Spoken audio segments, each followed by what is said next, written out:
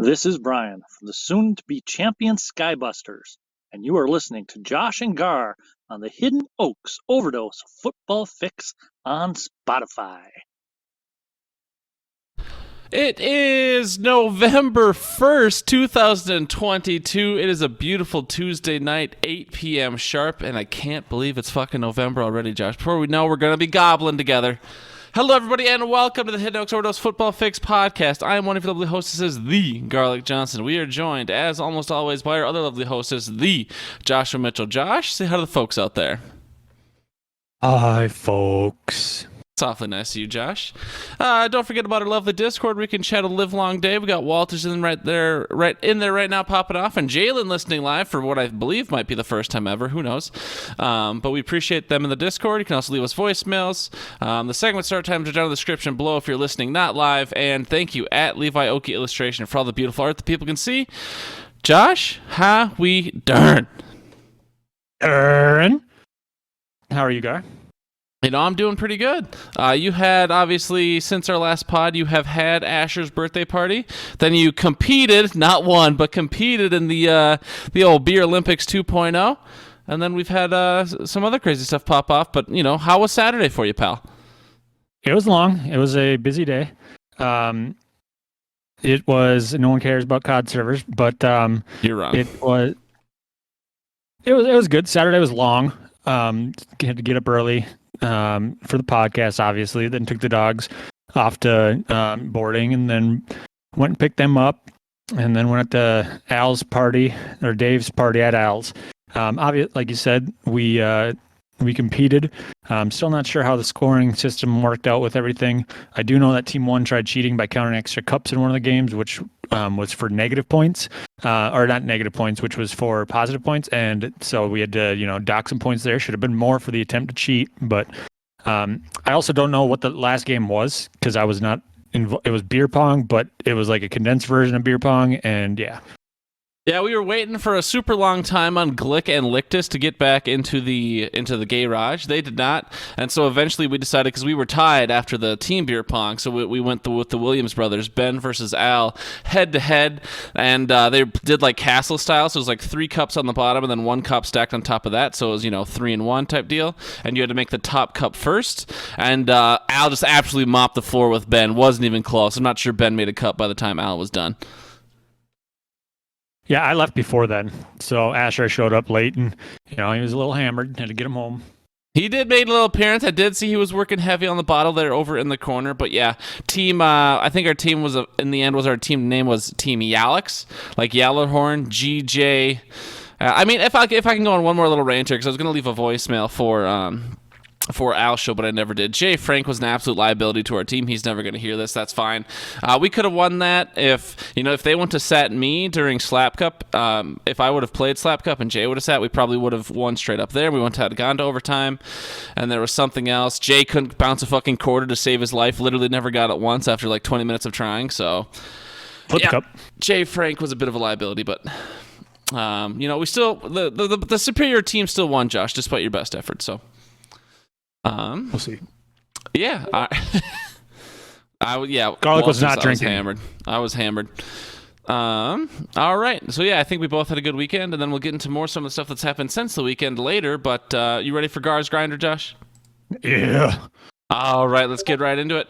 Gar's Grinder this week. I like to usually find someone who flies under the radar a little bit, someone who maybe not everyone's thinking of, but I have to give all the credit where credit is due this week for Gar's Grinder to the Christian McCaffrey reborn. Christian McCaffrey 2.0. A 34-yard passing touchdown, 8 receptions for 55 yards and a tud, and then 18 carries for 94 yards and another tud, and a partridge in a pear tree. Josh, this guy can literally do it all. Do we think injuries had to do anything with his mental state in Carolina, and will he be the epitome of health now that he's actually on a good team? I mean, I don't know. I don't think. I mean, it's hard to say with injuries because obviously he's had a few in the past few years, and we've known what happens to San Francisco running backs. They can't seem to stay healthy. So I don't know if the double negative cancels that out or what. But no, I mean, he had a great game. Obviously, I had him in one league. Doesn't matter because I would think I went against A.J. Brown, Donta Foreman, and Alvin Kamara. Tough. But yeah, so that's kind of, that's, I didn't pay too much attention to it when I saw the score of the game. I didn't really care about his points because I was like, yeah, I'm not going to make up a 100-point deficit. But it was a great game for him. I hope he's back. It's fun to watch when he's back. And yeah, good grinder. All right, hell yeah. Gar's grinder was CMC. Moving on to some rants and some raves here, Josh. Trades. I guess I don't know if you want to talk about anything football over the weekend or if you just want to hop right into talking about their trades. We had quite a few actually leading up to the deadline today at 3 p.m. Central. Yeah, you can call it pettiness if you want, but the fact that what's his name? These are words. Adam Schefter. Yeah. He I think he tweeted out, don't expect to see many trades, probably just 2 today. And then right after that, the TJ Hawkinson went down, and then we saw Chase Claypool go. And so we had like 8 trades happen today. And it just makes me happy knowing that baloney phony is just still misreporting. I mean, it wasn't 8 trades though, was it? It was Hawkinson, it was Claypool, it was there were 8 total trades. Bradley Chubb, yeah. I mean, the Chase Edmonds trade down to I don't know if that was part of the Bradley Chubb or not, but there were 8 total trades today. I saw it on Reddit. You can't believe stuff you read on the internet, Josh. Gee golly, you should know better. But it was an insult to the Green Bay Packers, so I have to believe it. Okay. Yeah, I mean, how do you feel about that? I mean, Green Bay, their name wasn't attached to anyone spectacular. Like, obviously, Brandon Cooks didn't move. Jerry Jeudy didn't move. A.J. Green, who for some reason was the highest name linked to you guys, didn't move. Are you dead inside as a Packers fan? Or, I mean, you guys are used to it, but did you feel like you wanted to make a move? Or are you happy sitting pat with, Samare T. Ryan or Tu Ryan or Turi or however the fuck you say his name? And yeah, and then, Romeo Dubs. Well, I mean, you left out Claypool because apparently Green Bay Packers made an offer to Pittsburgh for Claypool. Compensation. Okay. No, it was the same. Came out as the same exact compensation as Chicago's, but they said, we believe Green Bay's pick will be later in the draft than Chicago's because Green Bay is going to win the Super Bowl. All right, Josh, but I might be paraphrasing. I'm going to cut you off, though, just because how many times have we heard that, quote-unquote, Green Bay was in the discussion or Green Bay had made an offer, and maybe the compensation was the same, maybe it was both a second rounder or whatever, but how many times have we found out that Green Bay is, quote-unquote, in the conversation, but they offer, they offered the Vetman, they offered a conditional 7th rounder, they're, quote-unquote, in the conversation, but they always send the most lowest of balls of offers, allegedly. Couple times. I mean, that was what the OBJ is the one that comes to mind last year. That's really the only thing, but he was a free agent. It wasn't a trade. And then, yeah, I mean, that's really it because Devontae Adams, they offered more than what the Raiders were offering. And then with the Claypool one, they made it sound like it was the exact same as what Chicago was offering. They just went with Chicago. All right. Well, I mean, guys, what do you think then, moving away from the Packers? The TJ Hawkinson trade, what do you think about the impact there? You probably don't care about too many of the other trades, but Bradley Chubb, do the Bears win a couple more games with Claypool? Or what do you think about the rest of the trades? I guess I'm not too...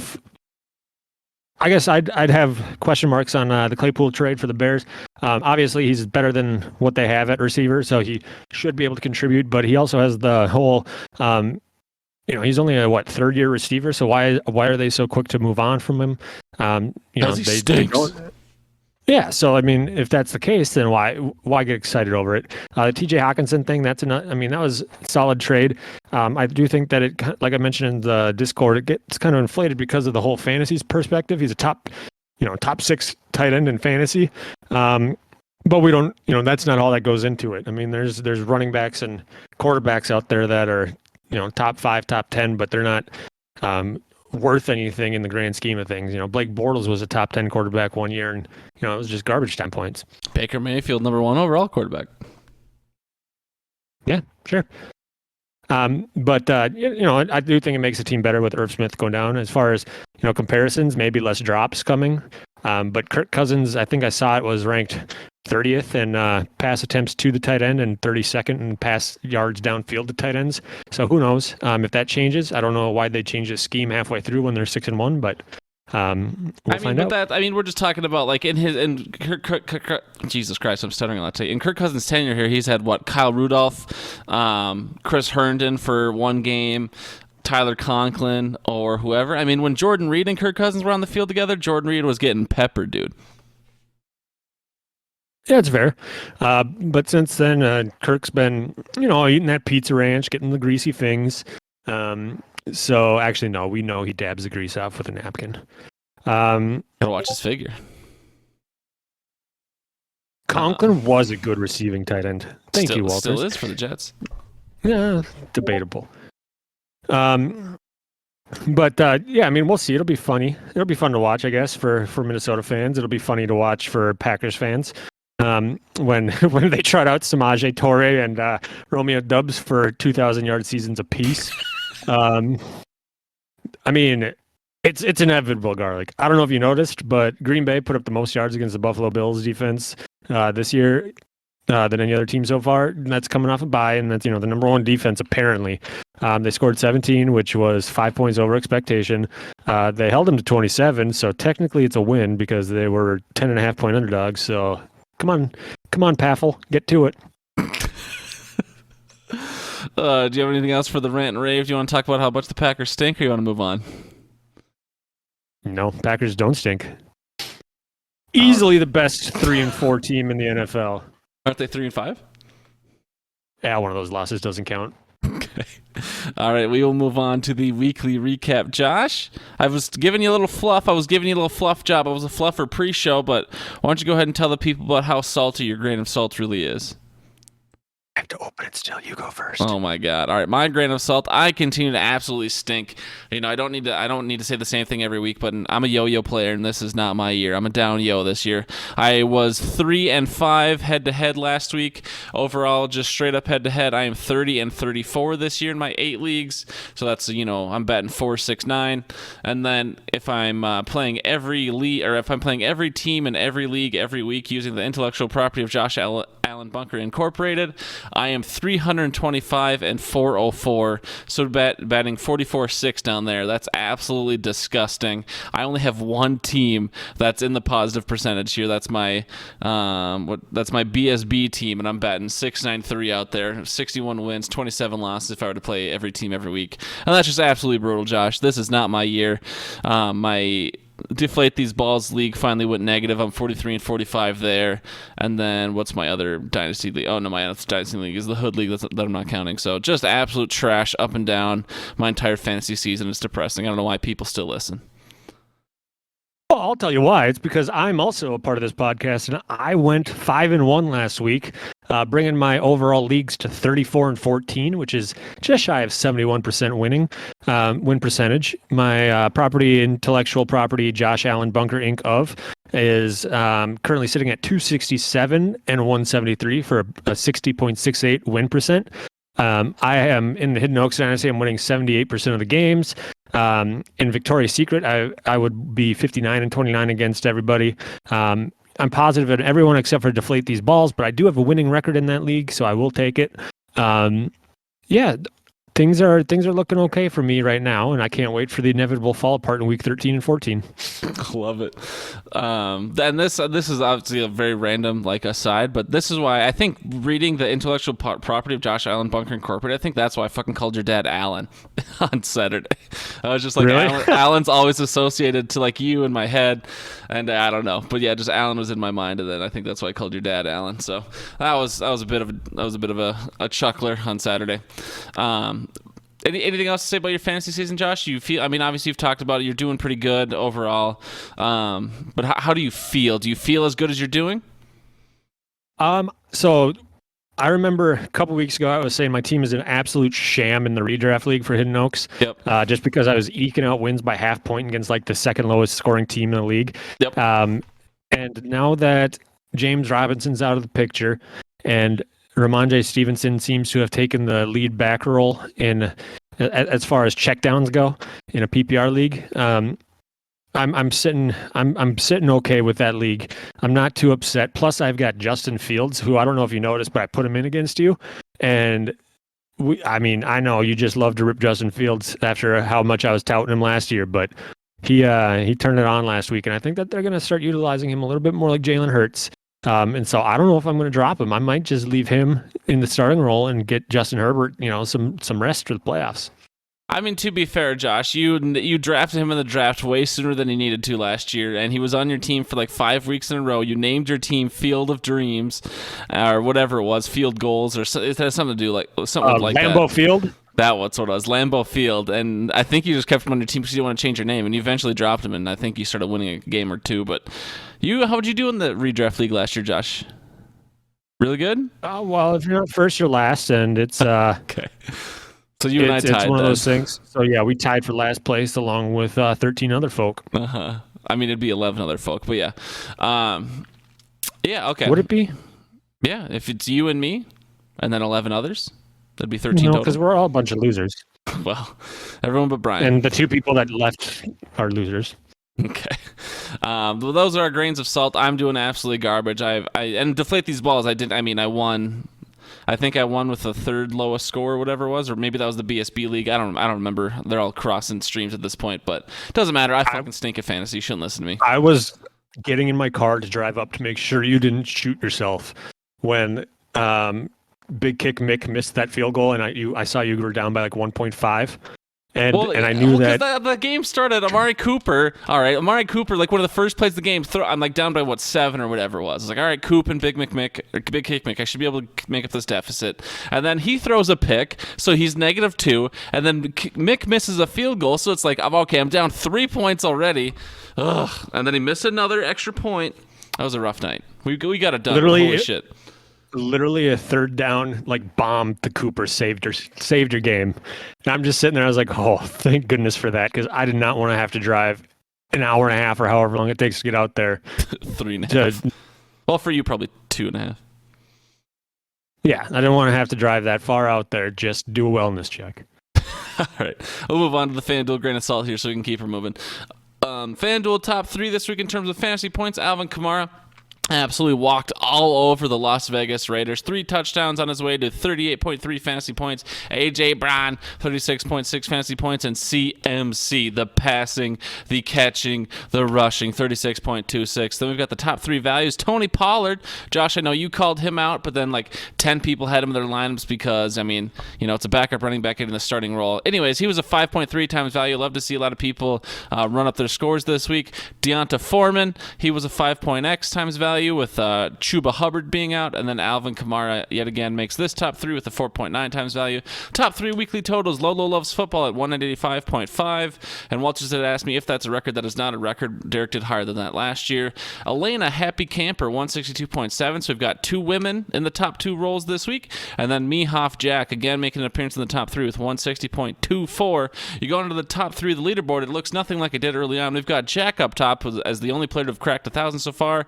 The 1,009.58. Elena jumps right into second place with 975.66, and then Walters drops down to 954.18. I guess I didn't even see if maybe Carmel Bear could have just missed a lineup, and who knows. But for a long time we saw Carmel Bear, Walters, and I forget who the third was, Derek, and now we've got a completely new, not completely new leaderboard because Walters is still hanging on, but Derek and Carmel Bear have been sent packing. So how do you feel, Josh? I think you're in 8th or something. I'm in 10th, I believe.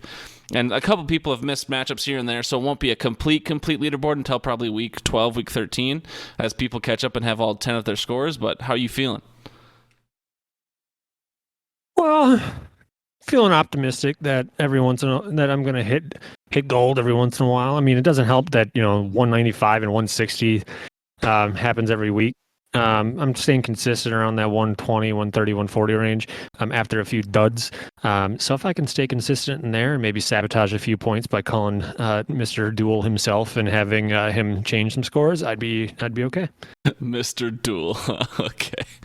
All right. But yeah, shout out to Jack, Elena, and Walters, who are currently in the top 3 places and are in the money, but there are still 10 weeks to go. I think that's all we got for the weekly recap, Josh. Would you like to, and obviously no medical minute this week, would you like to go ahead and intro me for the Hoodlines, unless you're feeling really ambitious to do them yourself?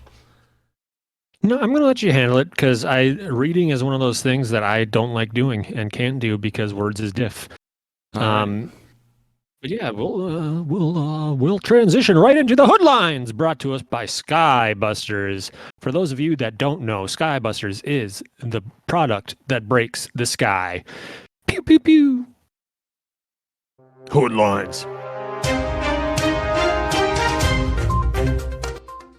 Tonight, Pack Lives Matter refuses to hand over documents over allegations of misuse of charitable donations, trumping all over the fairly elected leadership.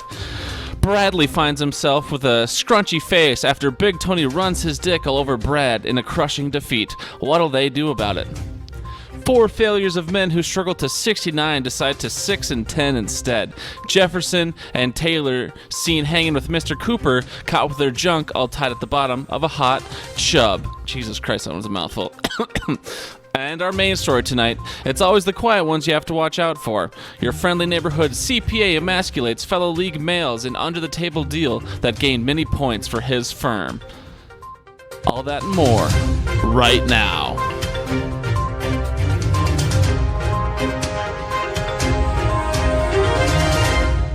Hoodlines. How do I feel, Josh? I feel like I'm struggling more and more to write them each week. Yeah, I guess I didn't get I like number 2. I didn't get mine. I don't know about documents of allegations of misuse of charitable donations. Oh, I get it. Brett Favre. Who's to say? It has a lot more penis than needed to be. I don't know, Josh. Or I don't know, Walters. You can never have enough penis in my book. Yeah, no, I mean, I liked Cooper got their junk all tied up in the bottom of a hot chub. That was a good play on words. Yeah, 4 of us are 6 and 10, dude. That was brutal. What's your friendly neighborhood CPA? That's Eric Szymanski. He's an accountant. He's a CPA. Oh, I didn't know that. See, that's just one of those, it's a high-level joke that I didn't understand because I don't understand jobs, having never had a real one in my life. Yeah, Eric's a certified public accountant. He currently has the most points for in the league, so that's kind of what I was trying to go for there. Oh, well, good for him. Yeah. Is he in first?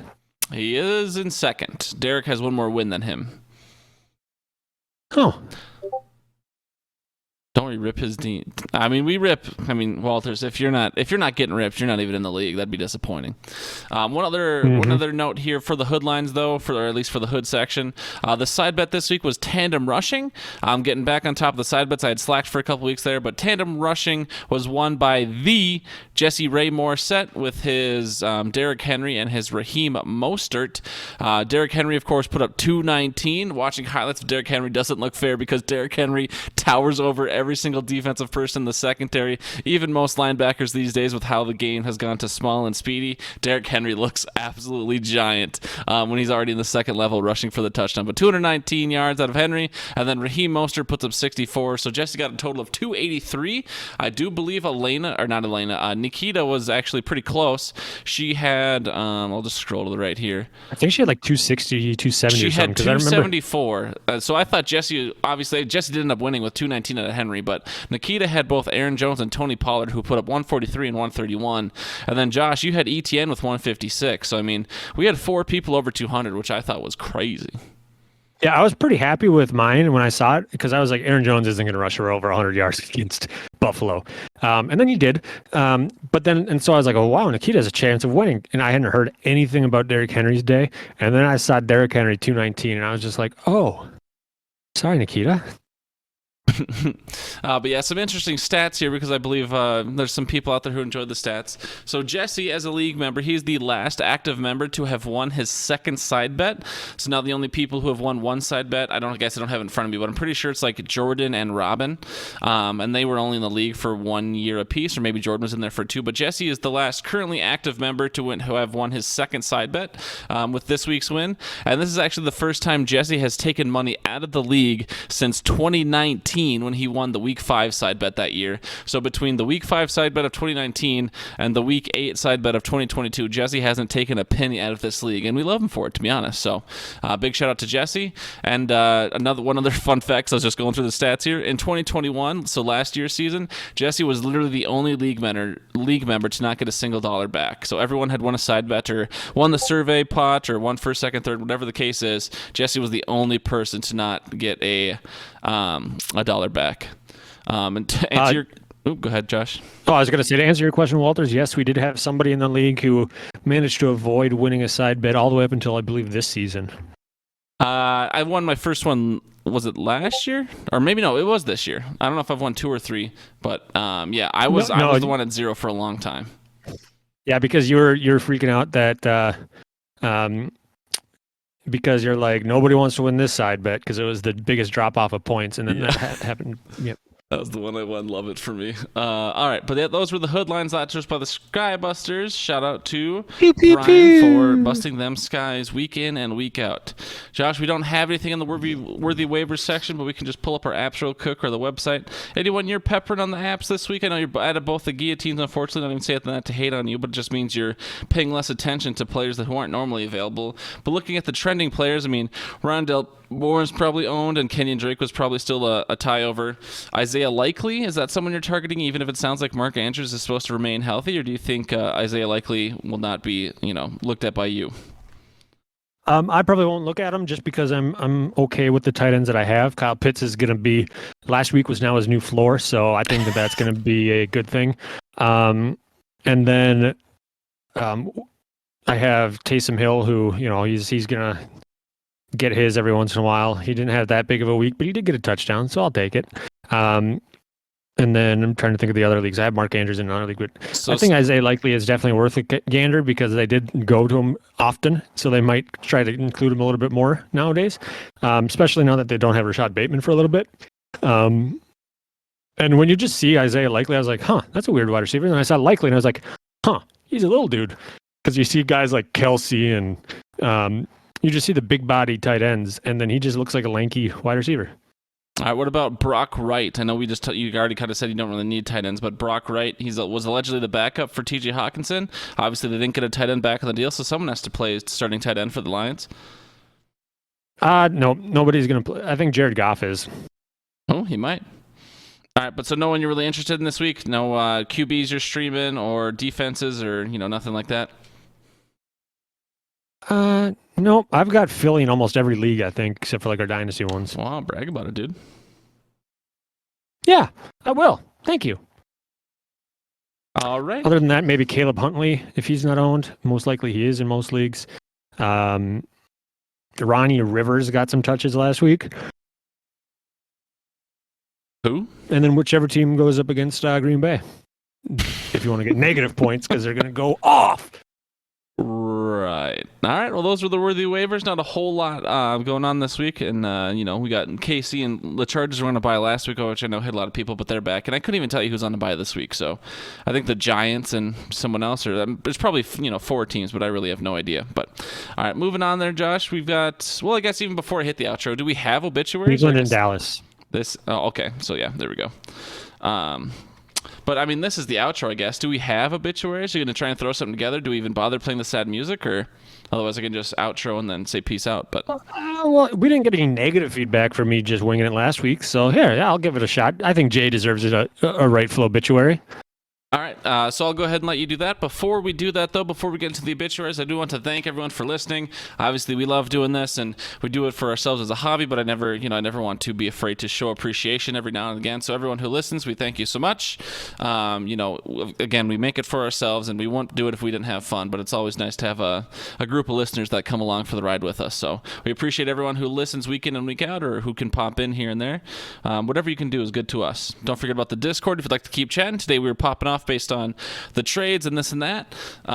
We will see you guys Saturday morning and next Tuesday, so I'll probably go on the soapbox a little bit Saturday morning. Not quite a soapbox. Josh would murder me, but next Tuesday is election day, and so election day will probably pass by most people before our podcast next Tuesday night. But make sure you go out and vote. If you haven't learned anything about your candidates yet, go ahead and do some research on your local election. I voted I think a month ago at this point, so if you haven't voted yet, get ready to vote by next Tuesday. And it's part of your civil duty. So I appreciate everyone who votes, and I would encourage you to vote, even if you don't agree with me. But voting's important to keep this country moving. So with that, Josh, I will go ahead and we'll change the mood here because is Trump available to vote for?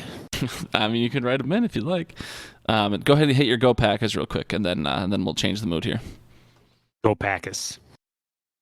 And with that, we're sad because week in and week out, no matter who it is, it almost is going to be me. I have 5 total near-death experiences, and I got 1 in both guillotine leagues this week, but I'm still alive, and, you know, as someone as close to death as I am, I feel the need to honor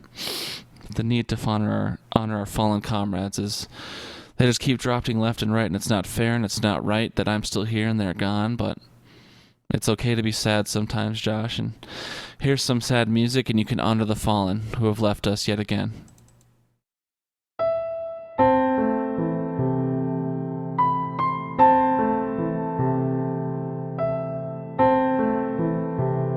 R.I.P. in peace.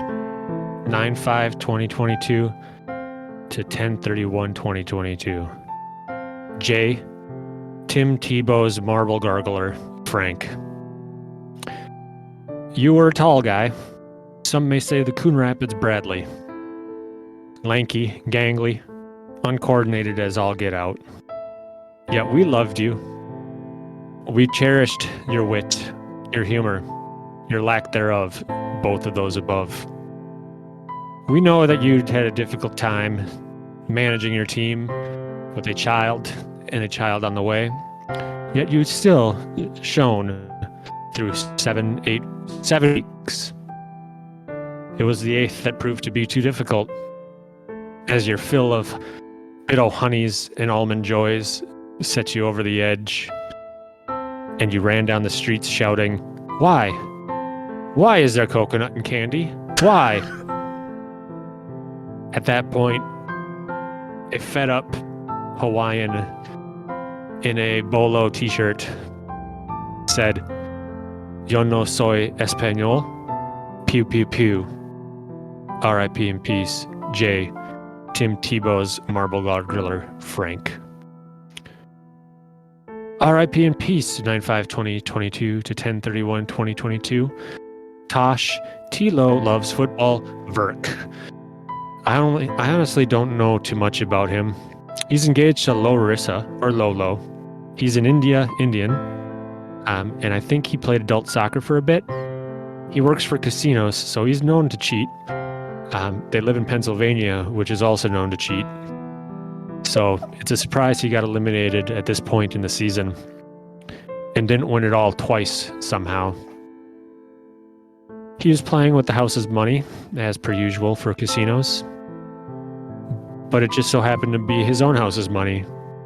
Now, Tosh and his bride-to-be are living on the streets due to him losing their house and their money. Go Packers, Finn.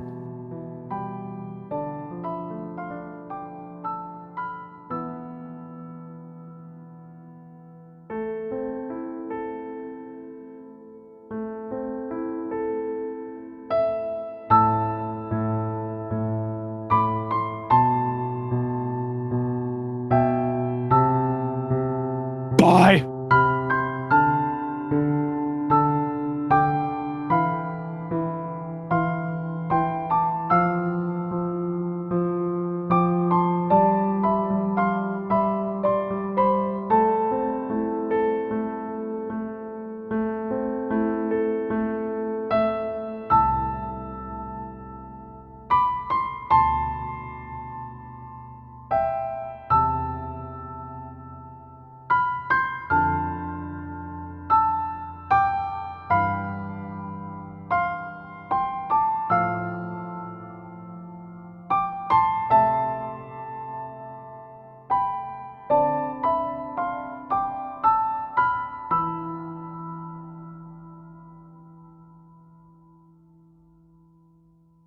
Thank you for your patronage.